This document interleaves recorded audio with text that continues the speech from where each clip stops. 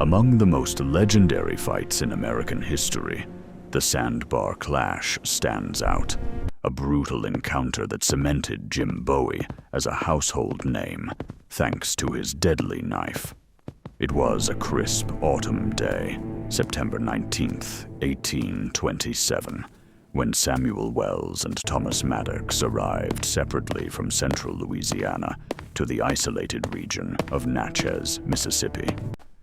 Both men were ambitious, chasing wealth and status, and their paths had collided repeatedly over You the betrayed years, us all! fueling No! an You're intense mistaken! rivalry. Lies! I Every saw it! attempt Please, at peace listen! had ended in shouting matches, leaving no room for words to solve the conflict. The plan: a pistol duel on a sandbar in the middle of the Mississippi River. Each man brought 5 supporters, but the selected allies were just as fiery as the duelists themselves. Among them, Jim Bowie and Major Norris Wright were sworn enemies, each ready to turn the day into chaos. Bowie, an imposing figure and a friend of Wells, fancied himself a shrewd land investor, but in truth, he often sold dubious property deeds to newcomers. Wright, knowing Bowie's schemes, refused him a bank loan and spread rumors labeling him a fraud. When Bowie learned of this, he tracked Wright to a hotel bar and demanded a confrontation.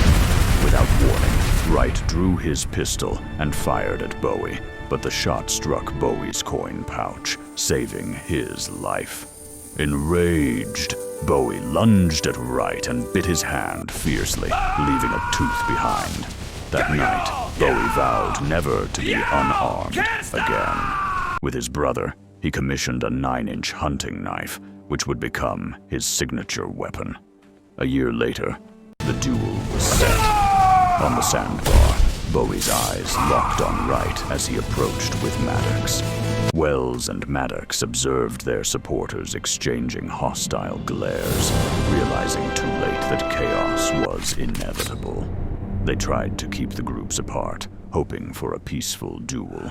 The pistols were drawn, shots were fired, both missed, weapons reloaded, second round, again missed.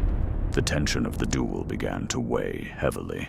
Dueling seemed much more thrilling in theory than in reality.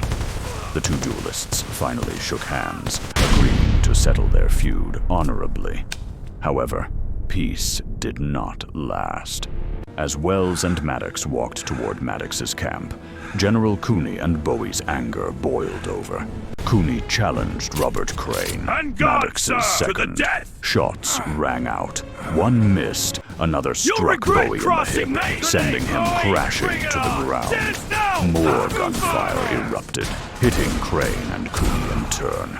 Bowie sprang to his feet, knife in hand, determined to retaliate. Crane hurled a pistol at him, striking Bowie in the forehead. Bowie crawled behind a large driftwood log, regaining his composure. Then, Major Wright, spotting his nemesis dazed, charged with his pistol. Bowie dodged, seized another pistol tossed by his ally, and shot Wright. In a final gruesome moment, Wright stabbed Bowie with his cane sword, puncturing his lung. Yet Bowie grabbed Wright, whispering, "Now, Major, you die," and drove his knife into Wright's heart, killing him instantly. Gunfire erupted around them as the Blanchard brothers attempted to avenge Wright.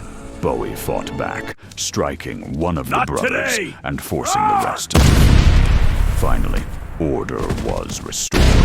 The battle had lasted just 90 seconds, leaving 2 men dead and Bowie severely wounded, shot twice, and stabbed in the chest.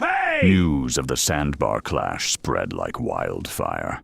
Bowie's This knife ends became now. You legendary, wouldn't- forever remembered as the Bowie knife, a symbol of American frontier ferocity.